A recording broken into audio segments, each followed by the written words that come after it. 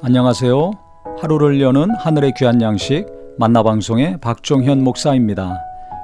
9월 28번째 날 아침 여러분들과 함께 나눌 하나님의 말씀은 시편 145편 8절의 말씀입니다. 여호와는 은혜로우시며 긍휼이 많으시며 노하기를 더디하시며 인자하심이 크시도다.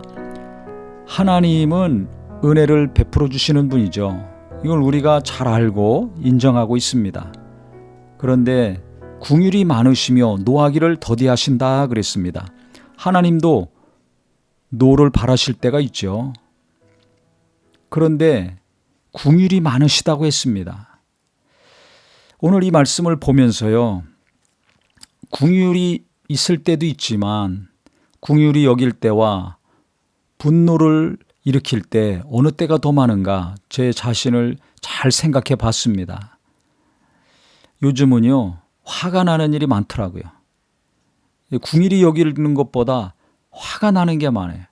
그래서 이러면 안 되는데 생각하고 있는데 오늘 이 말씀을 보게 됐습니다. 하나님은 정확하신 것 같습니다.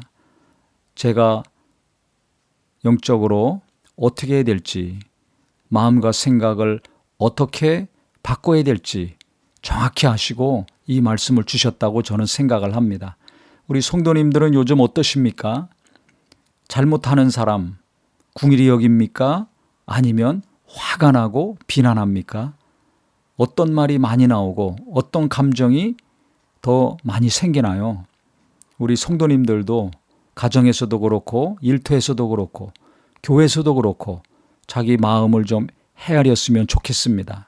특히 화가 많이 나게 하는 사람들이 요즘 많죠.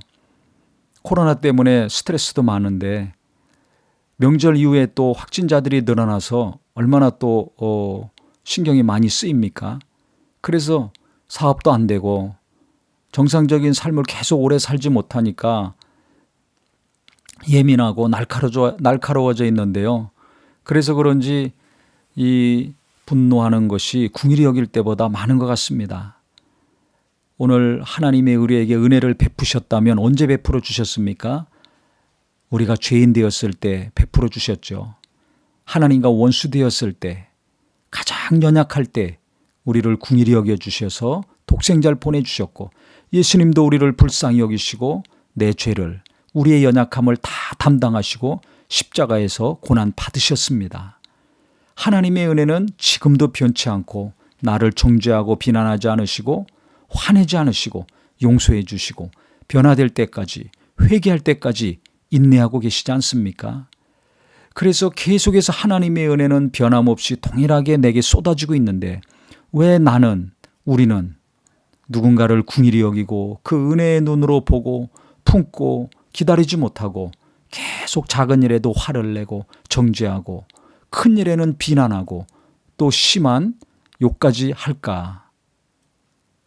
오늘 이 말씀이 저에게만이 아니라 우리 모든 듣는 분들에게도 은혜가 되고 찔림이 되고 또 위로가 되는 말씀이 되었으면 좋겠습니다. 하나님이 지금도 동일하게 우리를 사랑하시고 은혜를 주시지 않습니까? 그렇다면 우리가 누군가를 향해서도 분노하기보다는 이해하려고 노력해야 될 것이고 비난하고 욕하기보다는 불쌍히 여겨서 위에서 기도해 주든지 아니면 하나님이 손대실 때 큰 어려움을 겪을 거니까 기도는 못할지언정 긍휼히 여기는 마음을 가졌으면 좋겠습니다.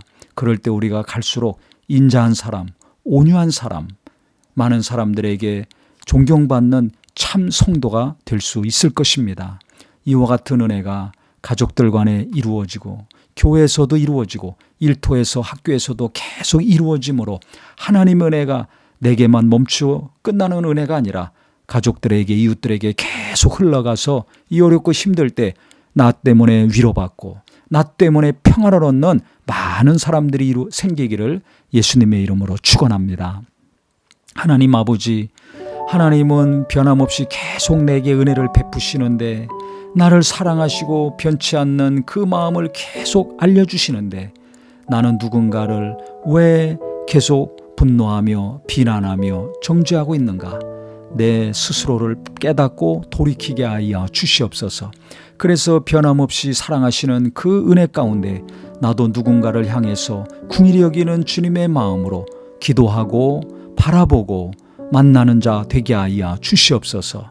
그리하여 하나님이 내 기도를 통해 그 사람이 변화되게 하시고, 아니면 그 사람이 너무 믿고 잘못해서 기도가 안 나온다면 하나님이 손대실 때 그 사람이 고통당할 걸 생각하여 긍휼히 여기는 마음 갖게 하여 주시옵소서.